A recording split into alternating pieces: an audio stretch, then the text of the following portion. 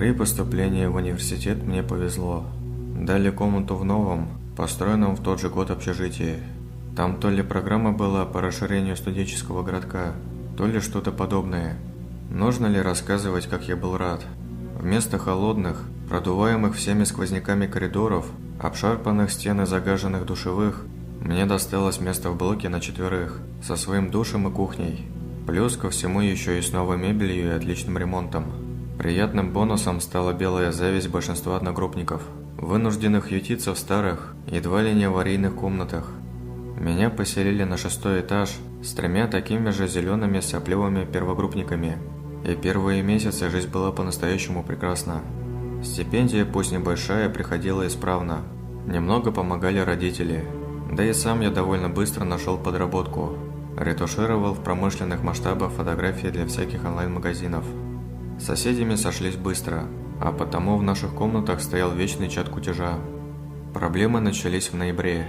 Антон, мой сосед по комнате, обнаружил на кухне небольшую трещину в стене. Посмеялись, конечно, пошутили про таджиков и распилы бюджета, и забыли об этом. Однако через пару недель появилась уже вторая трещина, уже в другой комнате, где жили Влад и Гриша.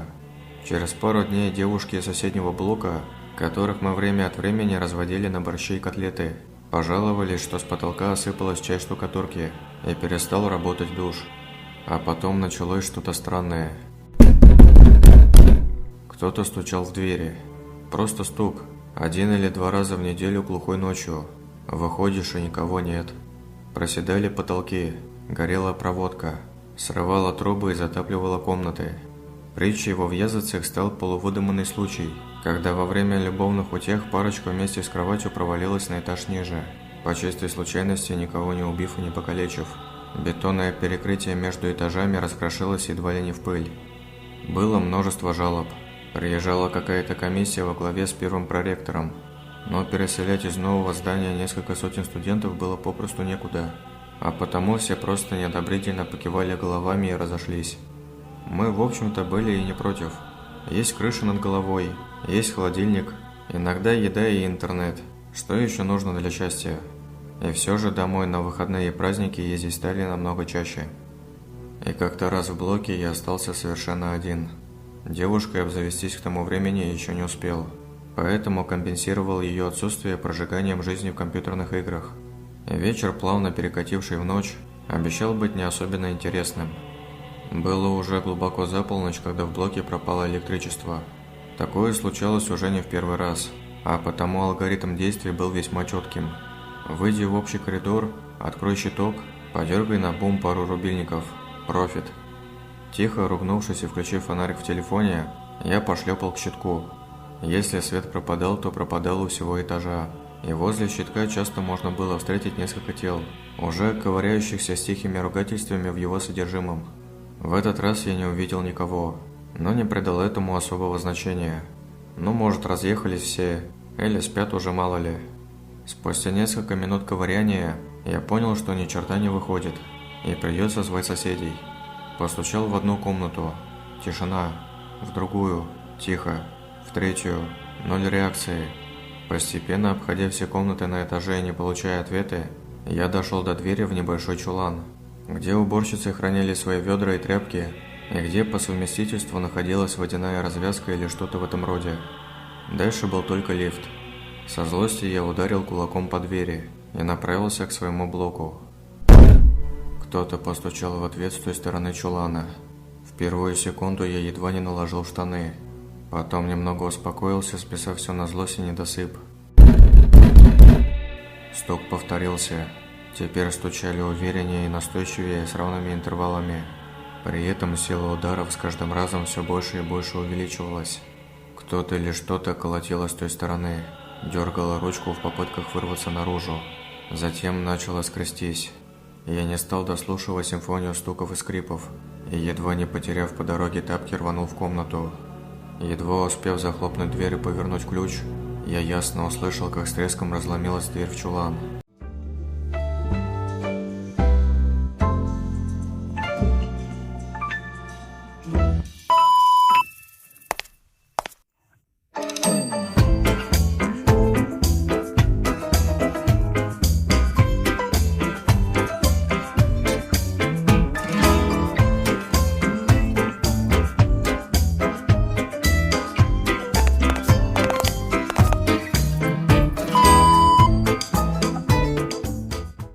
Метнувшись в свою комнату, я закрыл вторую дверь и стал лихорадочно обдумывать пути отхода.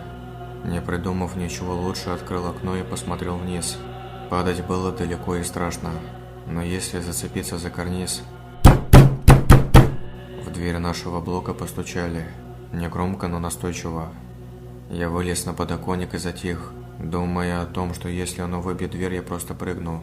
И ничего, несколько секунд и все. Стук повторился. В абсолютной тишине мне казалось, что я отчетливо слышу чье-то хриплое дыхание где-то там за дверью в блок, хотя слышать я его не мог по определению. Прошло несколько минут, показавшихся вечностью. Я услышал едва различимый стук. Что бы это ни было, оно стучало в соседнюю дверь. Я просидел на подоконнике до самого утра, все время ожидая повторного стука. Только раз отважился прокрасться к своему дивану и стянуть с него сигареты. Утром приехал Антон. С удивлением обнаружив меня замерзшего и продрогшего у открытого окна, он бросил на пол клетчатые сумки с родительскими гостинцами и поинтересовался, что происходило в общем коридоре. Выйдя туда вместе с удивленным соседом, я увидел, что покрывающая пол кафельная плитка и без того не лучшего качества растрескалась и в некоторых местах вообще отсутствовала. Штукатурка на стенах облупилась и осыпалась, открыв кирпичную кладку, а от электрического щитка отчетливо воняло гарью. Я даже не надеялся, что Антон мне поверит, но рассказал про ночной стук. Тот попытался объяснить это страхом темноты, алкоголем и еще десятком других причин, но заткнулся, когда я показал ему на развороченную дверь чулана. Такое ощущение, что кто-то или что-то сорвало ее с петель, разорвало на несколько частей, как бумажный лист, и бросило на пол. Мы осторожно подошли к чулану. Оттуда пахло влагой и пылью. Так пахнет только в очень старых домах. Трубы, еще недавно совсем новые, покрылись толстым слоем ржавчины. Голые стены были в чем-то липком. Посреди одной из них зияла здоровенная дыра, в которой виднелась черная шахта лифта. А на полу валялась какая-то невразумительная смесь из тряпья, окровавленного мяса, каких-то белых осколков и, черт возьми, зачем я посмотрел туда, куска нижней челюсти с разбухшим малиновым языком, человеческой челюсти. Мы орали так, как не орали никогда. Поездка в лифте напоминала ночной кошмар. Оно могло быть в шахте. Оно могло быть где угодно. Оно сожрало человека. Комендант выслушал нас и, конечно, не поверил. Мы наотрез отказались вернуться с ним туда и показать все как есть. Просто назвали этаж. Конечно, нас долго допрашивали. Настоятельно советовали ничего не рассказывать под страхом исключения. Потом всех выставили из общаги, когда пригнали полицию. Кровавой кашей оказался третьекурсник, живущий этажом ниже. Он, как и я, остался ночью один и, видимо, открыл на стук. Конечно, здание оцепили. Несколько недель туда никого не пускали. Потом только разрешили забрать вещи под охраной вооруженных автоматами людей. Когда я едва ли не бегом перетаскивал свои нехитрые пожитки к выходу, то заметил, что новое снаружи, оно превратилось в облупленную развалюху внутри. И, конечно, нам ничего не объяснили. Ходили слухи про огромное гнездо из проводов, которые нашли в одном из подвальных помещений, про лазы и ходы, которые были в здании, про такие же лазы, ведущие к городской канализации, про монстров, упырей, метрокрыс, гулей. Я понятия не имею, что это было. Не хочу знать. Сейчас мы с Антоном снимаем однокомнатную хрущевку недалеко от универа и подальше от общак. Новостройка у нас рядом только одна. Офисное здание, которое сдали в работу всего полгода назад. Говорят, что там какие-то неполадки с проводкой.